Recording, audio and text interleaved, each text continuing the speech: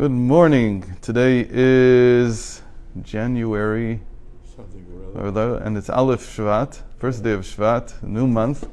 Yeah. And what is the English date? 23rd of January. Yeah. Okay.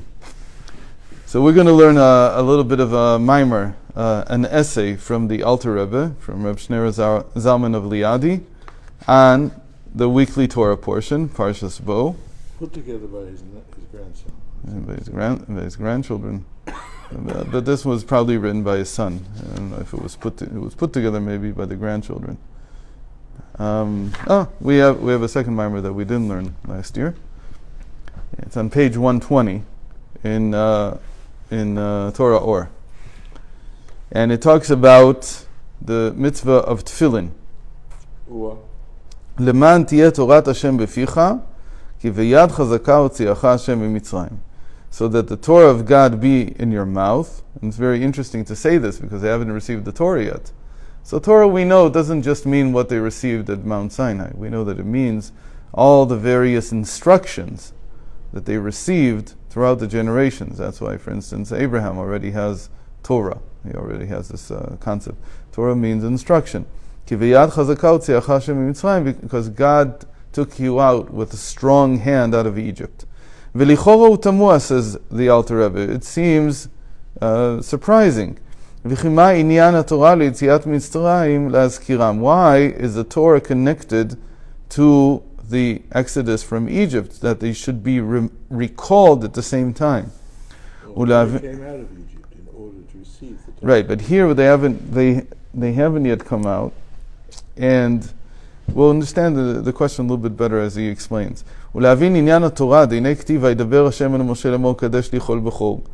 ובאמירת משה כתיב, ויאמר משה לעם זכור את היום הזה אשר יצאתם ממצרים. וכמוהו רבים במקרא. So, to understand this better, when we say Torah, what do we mean? That here he gave a mitzvah. So this is within the mitzvah of tefillin, within the parsha that's talking about the first time that they received the mitzvah of tefillin. Phylacteries, as they call it in English, which is a very interesting word, because it means love, right? Because philo is always love. So it's phylacteries. They cause you to love God. It's very interesting. We call it tefillin. Tefillin literally means davening, to connect you to, like a tofel klei cheres, a person who connects shards of clay vessels together. That's what to pray means. Really, the word for prayer means in Hebrew, because it means to connect to God. Yeah, it's very interesting. Most of the people that pray, they're not connecting to anything, and they're just saying the words. But if you would stop and think about what state of mind am I in now when I'm praying, the state of mind is that I'm now connecting to God, which is what the normal person understands. It's just that in Yiddishkeit we have such a long davening and such a long prayer that people find it hard, or literally impossible, to connect for so many hours. How can you connect for so many hours to God? So it's very, by the way, which means in the end that we're not connecting to God all the time. In fact, we're only connecting to God when we say the Amida, the 18 benedictions, as they're called. Really, the rest of the time we're talking about God. We're contemplating God. We're not connecting. Right? The real connection is only in the Amida. No, contemplating godliness, contemplating God's oneness, and other important aspects of godliness. By contemplation you will come to love.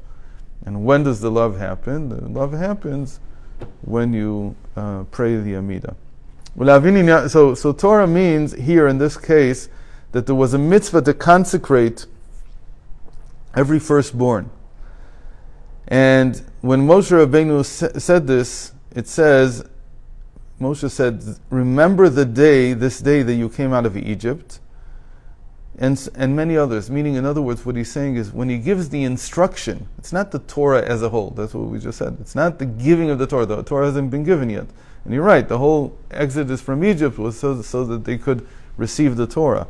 What he's talking about here is that when Moshe repeats the commandment, he says, this is in order that you remember that you came out of Egypt. Meaning, I gave this instruction, this commandment, so that you would remember that you came out of Egypt. And there's many like this in the Pentateuch. ולהבין זאת, ביאור מצוות והגית בו יומם ולילה, ואף שיש כמה דינים שאינם נוהגים בזה הזמן, והנהוגים אינם שווים לכל נפש. So we have to understand how this is all related to the mitzvah of learning Torah, which we have one of the principles of learning Torah is that it should be day and night. Okay?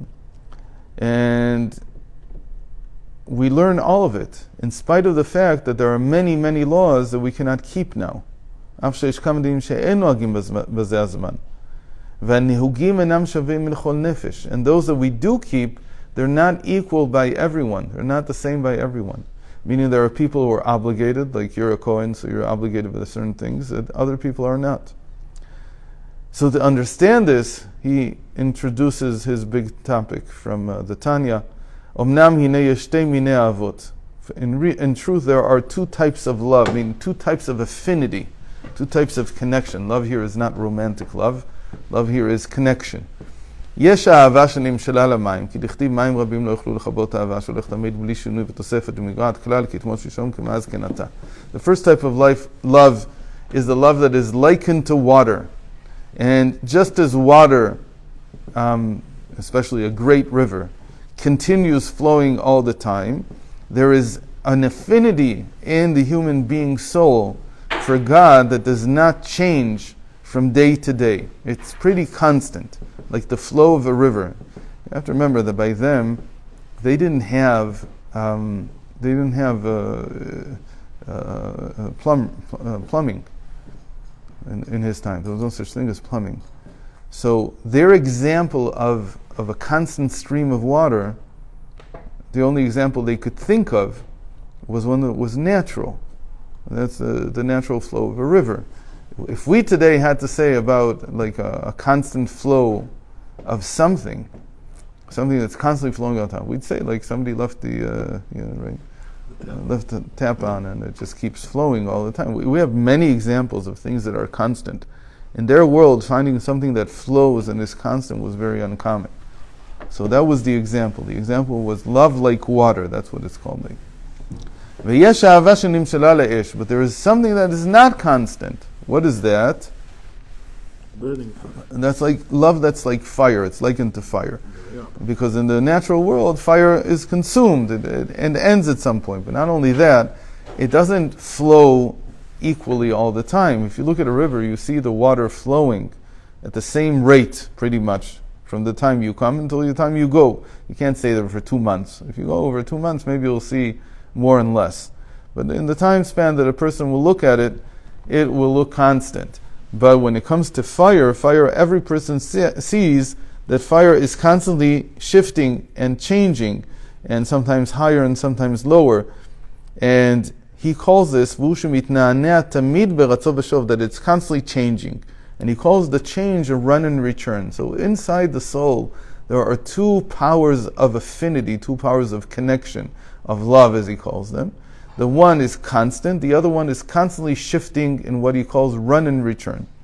She's going up and water's going down. Okay, but that's not the point here. The point here is not in what direction they're going, as much as the change versus the constant flow. Sorry, I skipped the... And these two powers of affinity, these two powers of connection, of love, they stem from the two types of knowledge in the person. What do we mean two types of knowledge? That knowledge, the sphere of da'at, is divided into two. Right? How do we know that da'at is divided into two? Because it says, Kel de'ot avaya, v'lo nitkenu alilot. That God is a God of types of knowledge. What kind of types of knowledge? When we look at him, so there's different types of knowledge. The knowledge here is the affinity. Da'at means is kashrus, it means connection. So when you say that there's love, the love is the flow of the need to connect. So there's a need to connect that's constant, that's always the same. That's the flow that's like water. And there's also, in the da'at, there's a second half, which is ebbing and flowing. And it's going up and down, running and returning all the time. That's the other type. Usually, the way we define this is that the right side is constant, and the left side is rising and diminishing constantly. But I don't know if this is how he's going to define it here, I don't remember. והנה כתיב בנים אתם להשם אלוקיכם, שהוא יתברך אוהב אותנו כאב את בנו, וממילא נמשך לדעת אותו כמים הפנים, והוא כמים דייקה שהולך בתמידות, שווה בלי שום שינוי. So he says, the first type of love, the one that's constant, its source is in the fact that God loves us as a father loves his child. That's the source of the love like water. Because when the way that a person loves his children is constant. It doesn't change over life. It doesn't go up and down. You don't love your child more or less. In fact, if you do, then you're mixing up love for affinity. Again, you're thinking of something like strong emotions. And sometimes you feel more and sometimes you feel less, but that's exactly the love that's like fire. There's this natural affinity that a parent will always take care of their child, regardless of the circumstances. And sometimes it's drowned by how much they're angry at them, which is like the love like fire, that it goes up and down. But you always have to search for that constant connection that you have with your children. And that has to always be there. It has to always have some kind of expression. And that has no change. Because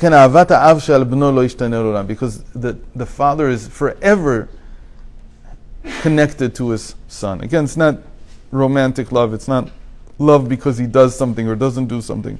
It's what we call the natural flow of love. ויש דעה אחרת שמכיר בורו, שהניח כל צבא השמיים ושמי השמיים העליונים ורצה להיות לו דירה בתחתונים, דהיינו שיהיה שכלו האינסופי להצמצם בגבולים גשמיים, וזאת התורה אשר שם הוא מדבר בדברים גשמיים. והכל בשביל אהבתו אותנו, שלא כדרך הטבע, כי אהבה מקלקלת את השורה. Now he says that there's a different type of love, which stems from the fact that, okay, so we're his children. Okay, very nice. So what? It's natural. There's nothing special about it. But when you put to your mind, when you concentrate on the fact, you think of the fact that we're nothing compared to the heavens and the heavens of heavens and the angels and everything. Man is nothing.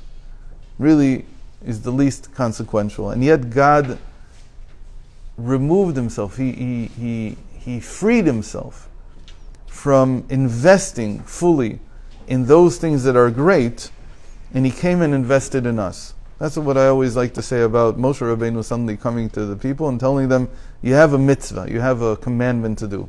And the person says, why would the creator of the universe, this whole universe, be interested in what I do? I'm inconsequential. I'm another grain of dust in the universe. What does it matter what I do?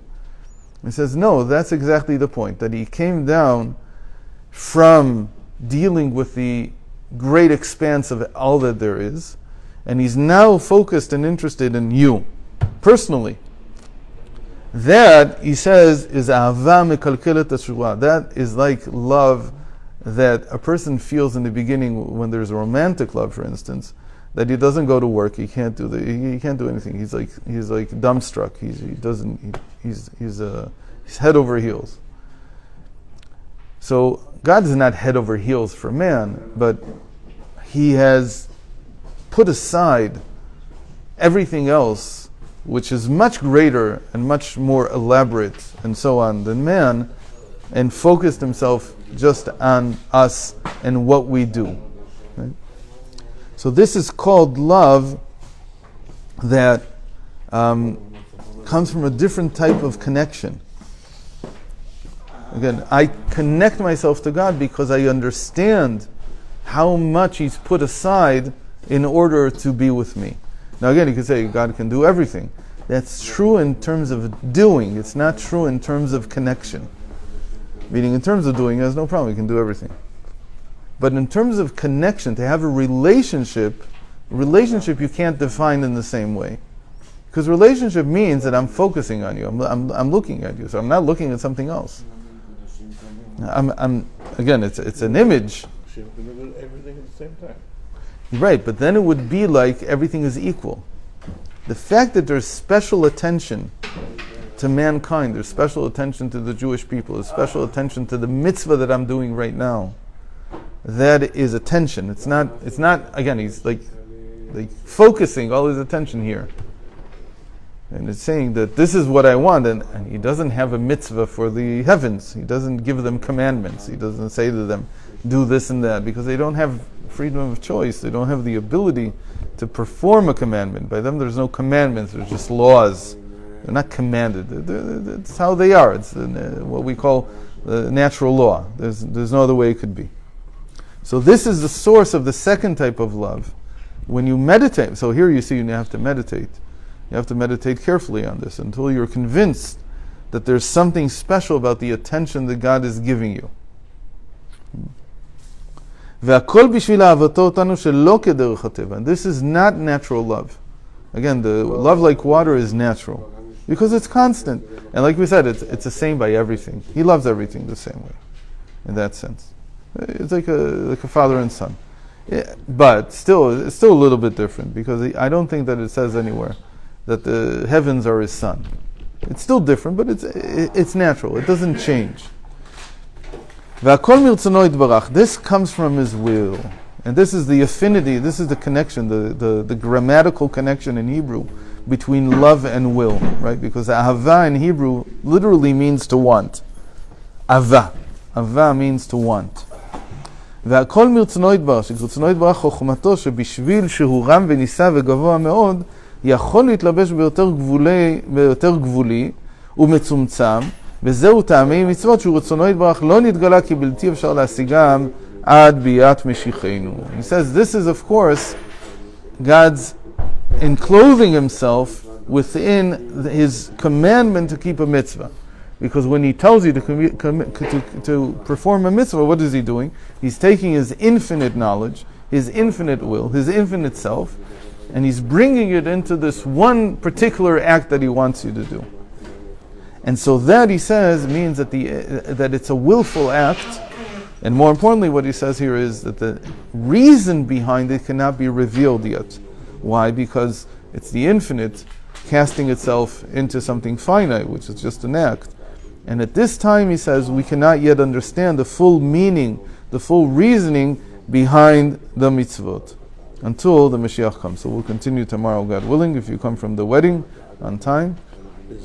I know you'll have an impetus to come because we're learning Torah Or, and you have no... I'll tell you what was the difference in Torah Or and Affinity. When we learned Torah Or with Moshe, Yeah. well, definitely I was thinking about what we learned. Just because you learned with the Moshe, not because Torah Or. I doubt it. How did you get from